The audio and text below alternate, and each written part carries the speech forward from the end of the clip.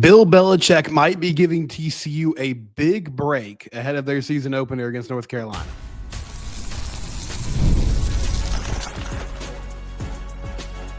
You are Locked On Horned Frogs, your daily podcast on the TCU Horned Frogs. Part of the Locked On Podcast Network, your team every day.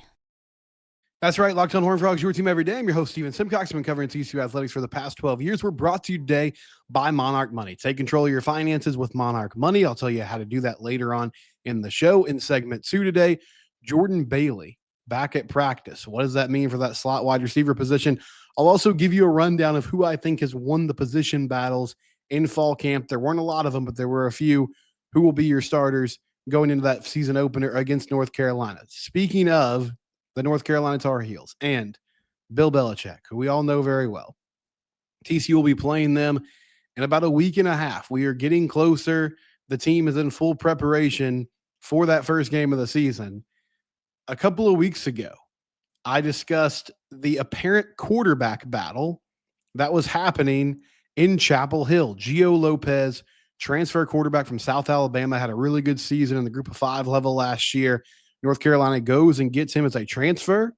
When he committed there, the thought was, okay, here's your starting quarterback. This is who Bill Belichick and offensive coordinator Freddie Kitchens will be using as their guy at Big 12 Media Days. I heard Sonny Dykes say that they were watching a lot of tape of Baker Mayfield with the Cleveland Browns when he was there with Freddie Kitchens because they wanted to know, as a play caller, when he had a mobile quarterback, what did he like to do? What kind of sets was he running, right? So that also indicated to me the team was expecting Gio Lopez. Before fall camp started for North Carolina, Bill Belichick in a press conference said that this was going to be a battle between Gio Lopez and veteran quarterback Max Johnson. Max has bounced around. He's been playing since 2020. He was at LSU. He was at Texas A&M. Last season, he expected to be the starter at North Carolina. Unfortunately, had a really vicious injury. Ends up missing the entire year.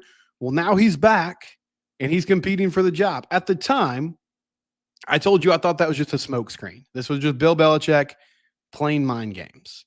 Because you don't go get a big-time transfer quarterback unless you expect him to be the starter. And honestly, the way the market works, he doesn't come to play there unless he expects to be the starter. And I know, competition brings out the best in everybody. It's always a competition in football, all those things. But bottom line is, when they were selling to Gio Lopez come to UNC, it was that he would be the starting quarterback at that spot. Well, apparently, at least as of now, it's a legit competition. This is from On3. Pete Nakos wrote, with South Alabama transfer quarterback Gio Lopez picked the Tar Heels, any thoughts of a competition for the starting job seem like an afterthought. But Max Johnson has pushed Lopez in fall camp and made it a legitimate competition. Lopez does have a slight edge to this point. So Lopez has a slight edge, but Max Johnson has made it a legit competition, and UNC has not publicly come out and named anyone as the starter yet. Belichick even said in that press conference I referenced earlier that there's a world where they could play 2 QBs in week 1. My point today, I still think if you're Andy Avalos and this defensive coaching staff, you spend 90% of your preparation time on the potential of Gio Lopez being the starting quarterback when that game starts and getting the majority of the snaps in that ball game. But you at least have to start looking at and seeing, okay, what happens if and when Max Johnson comes in and plays, if he does win this job. Let me tell you something pretty clearly, though. If Max Johnson's the starting quarterback in week 1, that's a huge break for TCU. That's a massive win for TCU. And I understand that this will be the part of the podcast that if he throws for 400 yards and they win, will get clipped and shared across North Carolina fan accounts. Go for it. I would much rather face Max Johnson at quarterback than Gio Lopez. And also, I would say, if they come out with a 2-quarterback system, that's a big win for TCU, because would it be difficult to prepare for? Yes. But the flip side is it would also be difficult for UNC to establish a rhythm on offense with two very different QBs and to make things work with all their new faces. Why would I be much less scared of Max Johnson? Well, Lopez is a dual threat quarterback. I mean, throughout his career, he has shown that ability. Last season, he had 2,500 passing yards, 18 touchdowns, 5 picks, took care of the ball well. He was sacked 14 times, but he had 465 rushing yards, about 6 yards per carry, and 7 touchdowns. And I'm sure a lot of TCU fans would say to themselves, man, mobile quarterbacks really give our defenses fits. They do. And honestly, they give every defense fits. I mean, it's just difficult to account for. And it's never as easy. Fans like to say, well, you just put a spy on him. Like you just designate a player on passing downs to follow him and shadow him and make those plays. In theory, yeah, and you can do that, but it's not as simple to execute it as it is to say it. And also, if you're allocating more resources towards stopping the quarterback's legs, that means in the passing game, you have less people back there making plays. It also takes one pass rusher out of the equation, potentially, if you want to bring blitzes. It's very tough as a defense to account for when the play breaks down and there's not much there, a quarterback escaping the pocket and just tucking the ball and running it. It's why across college football, we see mobile quarterbacks down more than ever. It's become almost more of a necessity than it was a luxury. Now, TCU, we know the story there. Like Josh Hoover's not a super mobile guy. He's not a statue. He's able to get outside the pocket. And I think he uses his legs to keep his eyes down the field and make plays in the passing game. I feel like the step forward for him would be if he could occasionally just take what's available to him in the run game. But Lopez is a different player because whether it's zone read, RPO, he makes a defense account for him and his ability to run the ball. And that's a difficult thing to slow down and stop. Max Johnson is more of your prototypical pocket passer. So the offenses will look different with both of them. And I do wonder, from a North Carolina perspective, if this is as simple as I thought it was sort of odd when they landed on Lopez because he's more of your prototypical college QB. This is a very NFL influenced staff, right? I talked about Freddie Kitchens earlier. He's an NFL guy. Bill Belichick's obviously an NFL guy. All these assistant coaches, for the most part, have NFL ties and have spent the majority of their career in the league. But Johnson would fit more with kind of the prototypical stand in there, make quick throws, get the ball out on time, get it to your playmakers.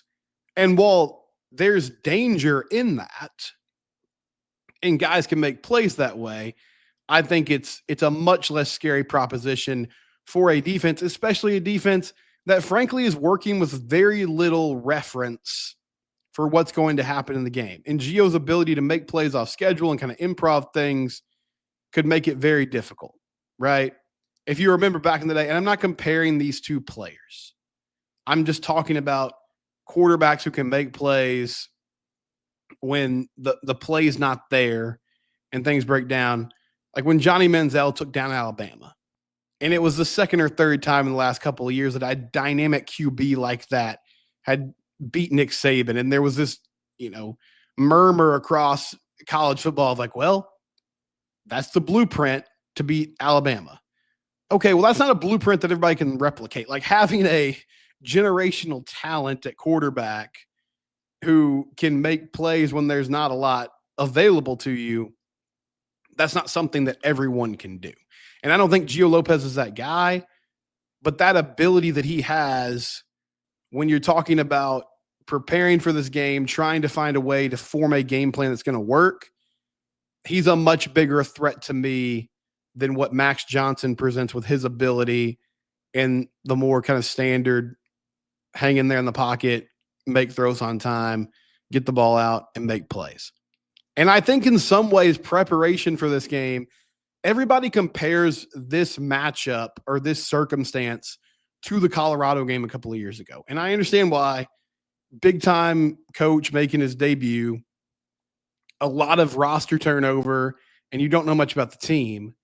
But hear me, the problem with the Colorado game was not preparation. It wasn't that they weren't prepared for the concepts that Colorado threw at them.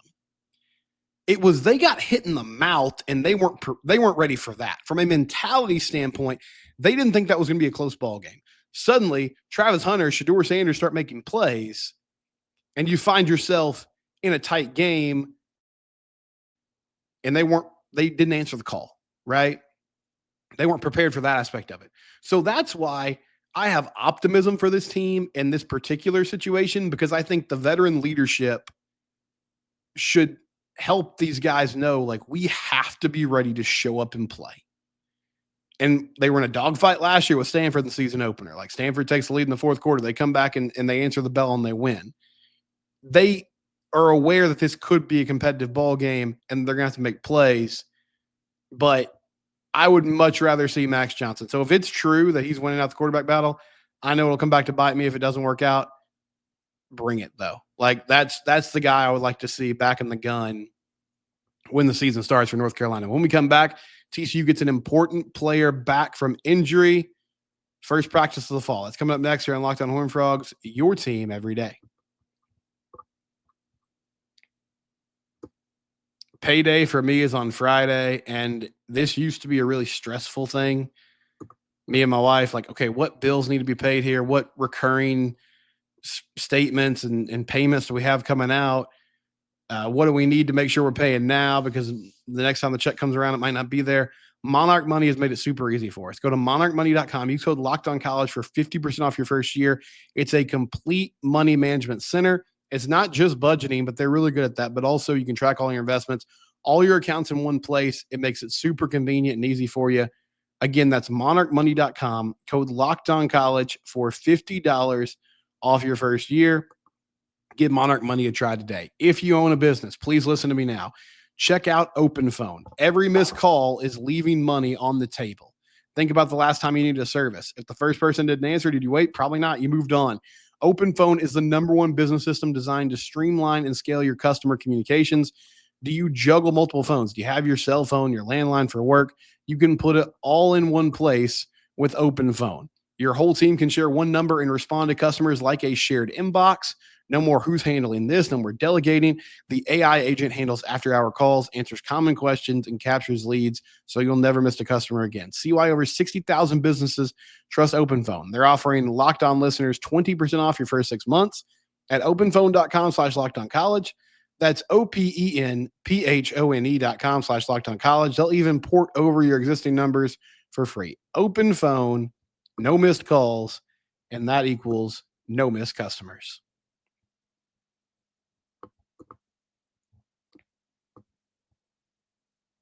So an important update on a player that has, to this point, missed a lot of time in practice. This is airing on Wednesday. This was a Tuesday practice update. Steven Johnson from the Fort Worth Star-Telegram says that Jordan Bailey was suited out and back. So I did a show on Tuesday, and I still believe this. I think Joseph Manjack's going to be your starter at the slot wide receiver position. And then Ed Small's a true freshman that has made a lot of noise. But I still think there's a place within this offense for Jordan Bailey. Now, I do believe that it's probably going to come down to either Jordan Bailey or Major Everhart. One of those guys is going to emerge this year as a dude who, from that inside receiver position, can be explosive, take a jet sweep, take a pop pass, take a tunnel screen, and turn it into a big gain. And we saw that from Jordan in the last few games of the season last year. So I was hopeful that this would be the year where he was really unleashed. I'm pessimistic, though, after missing the first few weeks of fall camp. Now, that doesn't mean he can't work his way back to a place where he could contribute eventually. I just don't believe it's going to be right away. And I could be wrong, but I keep coming back to the idea of you just want to have your 3 best receivers on the field, whatever position it ends up being. And Manjack has moved around during his time at Houston. Like he was on the outside in the slot. He can do both. So Eric McAllister, Jordan Dwyer, and Manjack make the most sense to me. And then you can start rotating guys in and out. Ed Small has made a ton of plays. Jacoby Hayes has become the breakout star of fall camp. And I imagine that he's going to get some opportunities on the outside as well. Braylon James, his second year in the program, after coming over with a lot of hype from Notre Dame, being a transfer player, I think he's a possible player that rotates in. And then you have a number of guys like Terry Shelton, Azukama. There's others who, okay, maybe this is their time too. I will caution everybody, though. I think when the games start, the rotation gets shorter. So there's a lot of names that we're throwing out here right now. But once everything gets going, it's about who produces. And that's why I think between Everhart and Bailey, one of those players is going to assert their will and become more of a factor in this offense. And both of them will potentially have opportunities on special teams too. I think Everhart's going to be your kickoff returner to start the year, at least on one side of the formation. And then Bailey is a punt returner, maybe potentially Jordan Dwyer. There's multiple options, but overall this is good news because he's an explosive player. And really the story of his career has been when he's healthy, he's made plays and been a weapon that this team can use. So if he's back in a place where he's at full go, then that's great news for TCU. This is not a team that has a lot of position battles going on, but I did mention Manjack yesterday and just discussed him being the guy that I think is going to ultimately win that slot receiver battle, even though that wasn't even the spot that he was really mocked to before practice started in the fall. I still got my money on Carson Bruno being your guy at right guard. I listened to AJ Ricker. He spoke with the media, the offensive line coach, after practice a couple of days ago, and he sounded confident. I think he's really confident about his interior offensive line, which is something that I've talked about for a while now. Colton Deary moving over to center, Cade Bennett coming back from injury and being at that left guard spot, and then Bruno, in my mind, will be the guy at right guard. That's three good players. And then you have Remington Strickland and Cooper Powers, maybe Dylan Kinney, if he's healthy, the transfer from ACU. There's a number of guys who could mix in and out if needed. The question to me still comes down to tackle, and I don't think there's a battle there. I believe that Ryan Hughes will be on the left side, Ben Taylor Whitfield will be on the right, and those will be your guys. But can those dudes hold up there into the bargain? If they can, and they're able to get push in the run game and protect Josh Hoover in the passing game, then I believe this is going to be a really good football team. To me, that's still the huge question in the middle. And then flipping over the defensive side, Avery Hellman, Shannon Canada, I believe will be your starting corners when the year gets going. But I do think McIver's going to play a lot. I believe Vernon Glover will get some opportunities as well. There'll be a kind of a mix and match mentality there. And another player that's really emerged during fall camp, I thought Austin Jordan was going to start the year at that one of those safety positions that Abe Kamara left after graduating last season. But Kylan Jackson, the LSU transfer, has been really making plays, and he's physical. He's also very athletic. This was a 4-star talent coming out of high school. He stayed home and went to LSU, and that was a big recruiting win for them. So he's got the potential to be a major player. Maybe it's just a change of scenery that he needs. I think he's got the right combination, though, of physicality, the ability to come up and play in the box if needed, but also can cover a wide receiver or a tight end or running back out of the backfield, and has that athletic ability as a player to run down the field with multiple types of guys and can make plays in a big way. So I think all those things are encouraging, but I feel like Kylan Jackson's going to be the dude at one of those safety spots, and moving forward will just be a big name for this team and this defense. It's coming together, guys. We're getting closer. We're going to have depth chart next week. We're almost a week away from the season starting. When we come back, our mailbag segment where you get involved in the show, that's coming up next year on Locked On Horned Frogs, your team every day. PrizePicks. It's so simple. It's so easy. Download the app today. You simply just pick more or less on a couple of athletes' stat totals. That's all it is. And you can win up to 200 times your money if you just hit the right, totals. You think Joe Burrow is going to go over on passing yards in a certain game? Saquon Barkley, Josh Allen. There's plenty of opportunities. Again, up to 200 times your money in winnings.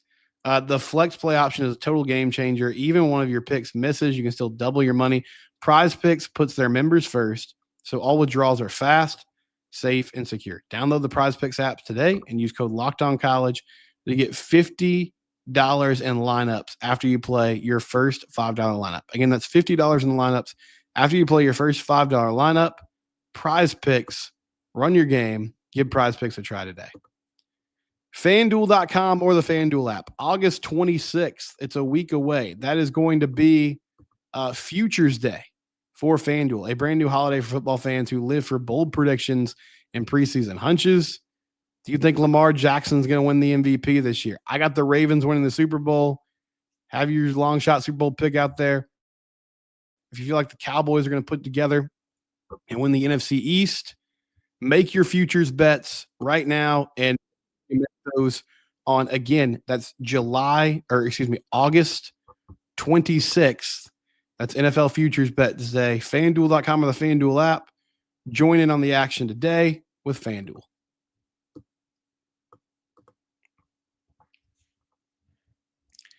Yesterday, I discussed the Big Ten's proposal for playoff expansion. Now, this proposal is in its very early stages. It's not been certified yet. In fact, Big Ten officials and some other college football officials were very upset that it even got leaked out to the media because they were like, hey, we're just brainstorming here. Like, we're just throwing stuff around.